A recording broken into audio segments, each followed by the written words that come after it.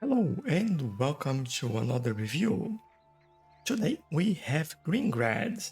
But before I get into any more details, I will get straight into if I think it's worth buying Grimgrad. And my answer for this game and for my experience is at the moment no. So what is Grimgrad? Grimgrad is a city building simulator based on Slavic culture and folklore, where the player needs to fight pestilence, mud, hunger, and other hardships of medieval life. Thanks for all your likes, all your comments, and feedback from all the videos that I've putting out. I really appreciate all your kind words and all your suggestions as well. But let's start with what I think are the pros of the game. So, one of the few games that actually is based on the Slavic folklore, and it's quite nice to understand a little bit of their culture, their folklore, their heroes, all of that sort of stuff. Something else that I think that's quite nice is that the games have the same mechanics of Power Up, which I'm also currently playing in the channel, and it actually make things quite easier to learn the game. And that is actually very helpful because it can be challenging, and if you know that, that is quite good. They also have a nice tutorial where you can go through the initial steps of the game and learn all the mechanics, what you need to build, what these buildings are for, and how to progress in the game. Talk about what to build. The building variety in the game is quite nice as well. At least all the residential buildings, they have different stages and you can upgrade them. I saw that your main building, you can upgrade that as well. There are some difference between the buildings, and it's quite nice to have that variety. Although the buildings, I'll make that clear, the buildings look all the same, but when they progress and level up, they have different stages and they look different in the leveled up stage. So I think you have a little bit of good and bad there. You don't have the same building variation, but you have different levels, and those levels, they provide variation for your game. But they are quite nice in their own way, and I think that looks really, really cool. But for what I think are the cons of the game, and with this, some suggestions for the developers as well to improve the game a little bit. The translations, I think they need quite a lot of work, especially in English. I've seen places in the game where there is no translation at all. Going through the story of the game, it's quite difficult to understand what is in there. Some sentences don't make sense at all, and at some point I just gave up in trying to understand that because I couldn't follow what they were trying to say. Some of the descriptions of the buildings as well, I think it needs some polishing and make sure that the translations are good. The game also has what they say several random events, and in my experience playing the game, I always had the same events with the same outcome every single time. That for me was a little bit frustrating because, like, I already know if I select this option, it will be something will help me or won't make anything worse. But if I select the other option, I will lose resource, for example. And I think this is one of the big issues there. If you say on your game description that you have lots of random events where your decisions have consequences. So these are their words. And you always have the same events and with the same consequence, then it's not really random. And it's like, it's boring, really. But then you have sound effects. I think the music is okay. It's nothing like that make or break it. But the sound effects, I think they don't match with the game at all. There are some sound effects that I even feel a little bit silly, and I really, really didn't like that. I think some other thing that I didn't like was the artwork that they are using to represent, for example, the deity or the animal or the character that actually walk you through the tutorial. They don't match with the graphics of the game, so it feels a little bit odd, like you expect something from the game and then you, from time to time, you've seen some artwork that doesn't really fit with everything else. So I found that a little bit weird, but I'm the hopes like that all that I've seen here, or at least most of the issues that I found that are fixed before the release, which is, by the way, on the 6th of April. And hopefully that'll be a little bit better when it comes out. Now, there is several visual glitches as well.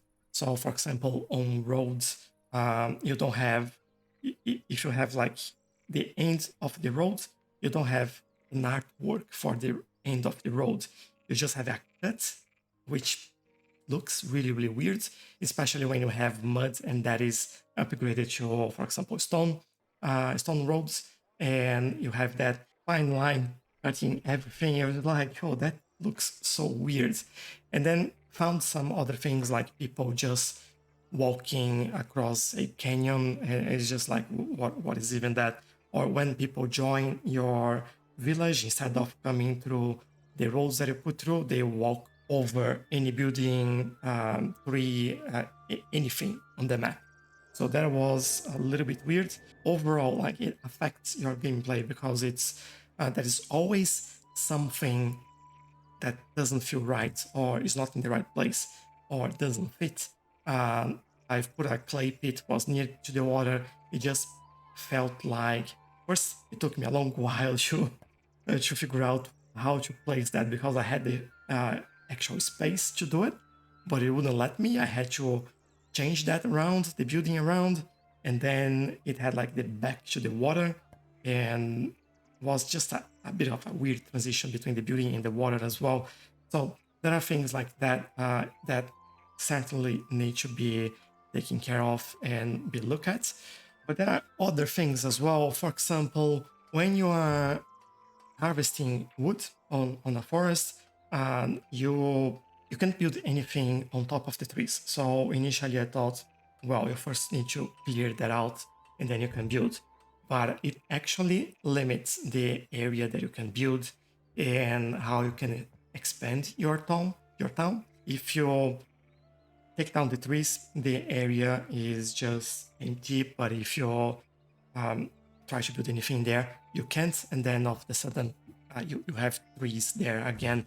And it's the same thing with rocks mining, like things like that. And I felt that it's a little bit odd as well. On the blockage that you put on the road to, I don't know what's the exactly name that they use in the game, but you have to select what you want to allow them to pass. So for example, if you don't want people carrying water to go to a specific place, so it's closer to the city, and you can control a little bit better where they go to provide the resource that you need to your city. It's just, I think it's inverted. You actually have to select what you need to block, but automatically it blocks everything. So the first time I put it down, I opened it, it was like, oh, everything selected, everyone is allowed, so that's good. And then I remove, like, I just don't want water in here, and I remove water. But actually it's the opposite. The ones that are selected are the ones that can go through. But why are you blocking everything all at the same time? And what happens is, if you have someone that shouldn't pass through, and let's say your building is on the left, you have the blockage, and the worker is on the right, and you block it, the worker never gets back to the main building. Sometimes it disappears, and sometimes it appears again, but always on the same side, and it just feels wrong. So maybe you could set a direction in there to help things out, and you would be able like to allow them to come back at least. And I think finally, the balance of the game doesn't feel very balanced. For example, you're playing and then you don't have any water, and then all of a sudden you have water, like it's 80, 90%, and it goes down to 10 again, and you have everyone complaining, getting sick all of the sudden, and you don't have very good idea how many buildings or you should have of a specific type to help them. And it's just like trial and error. You keep adding, and all of a sudden that's it. And I was having issues to get like skins for hunting, and I end up putting, I think, was 8 buildings altogether. So I could actually have that, and then I would have 16 skins and then 0 altogether again. And it seems like even if you don't do anything, you would expect the game to balance and get on a stage where you have steady production and consumption, because population is not growing, population is not going down, production is not going up or down as well, and it doesn't happen. It just like goes crazy all the time. So it's really, really hard to find a balance, and I think that affected the gameplay a little bit for me as well. But in conclusion, if I feel like it's worth the game as it is at the moment, I don't think so. I feel that there is a lot still to be polished, to be improved. I hope they do it all. Maybe they will provide a new update when they release the game on the 6th of April, and that'll be available on Steam if you want to check it out. I'll leave the link in the description as well. But I want to make it clear that, as always, these are my own opinions, my own experience with the game. I'm playing this just a few days before the release, and I feel like in the actual state, it's more like an early access game than a final release. So this is my view there. For now, that'll be all.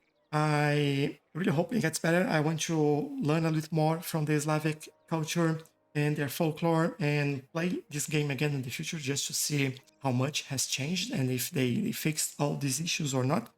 But I appreciate everyone watching. If you have questions or if you have any feedback for them as well, leave in the comments and I'll try to pass that out. And maybe consider watching the video on your screen because I think you might like that. Thank you, and I'll see you next time. Bye bye.